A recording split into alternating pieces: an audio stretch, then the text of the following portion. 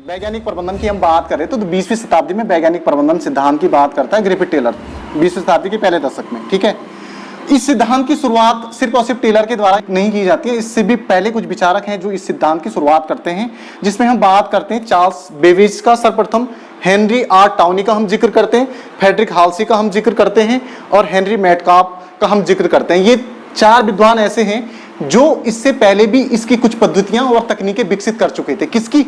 वैज्ञानिक प्रबंधन सिद्धांत की।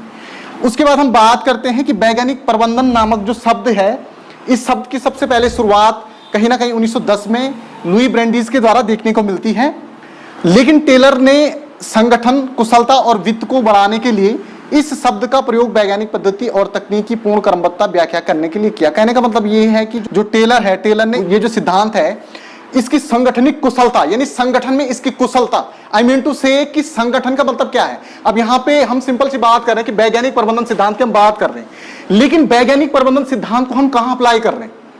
संगठन में अप्लाई करने की बात करता है सबसे पहले ग्रिफिथ टेलर। ग्रिफिथ टेलर बोलता है कि संगठन की जो कार्य कुशलता है, उस कार्य कुशलता को बढ़ाने के संदर्भ में हमें कहीं ना कहीं वैज्ञानिक प्रबंधन सिद्धांत को अप्लाई करना चाहिए। उसके साथ साथ वो वित्त और जो वहां पे कहीं ना कहीं लोक सेवक हैं, उन लोक सेवकों की जो क्रियाविधि है उसमें वैज्ञानिक तरीके से उनको स्ट्रक्चर्ड करने की कोशिश करता है।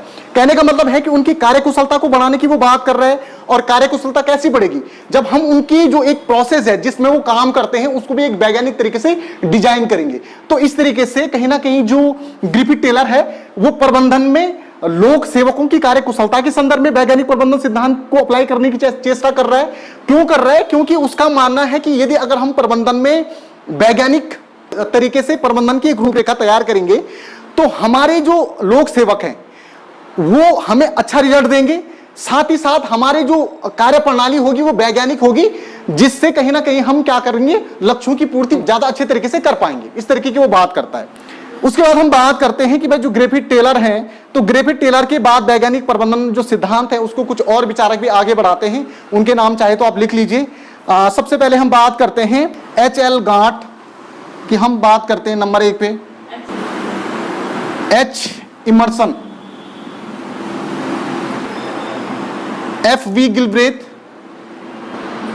F.V. गिलब्रेथ और L.M. गिलब्रेथ, 2 अलग अलग नाम हैं। नेक्स्ट पे L.M. गिलब्रेथ, हाँ, C.G. वार्थ, S.E. थॉमसन।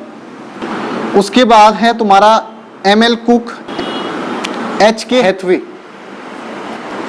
तो ये तो रहा कि भाई इसका एक जो प्रारूप है वैज्ञानिक प्रबंधन का वो कैसा है।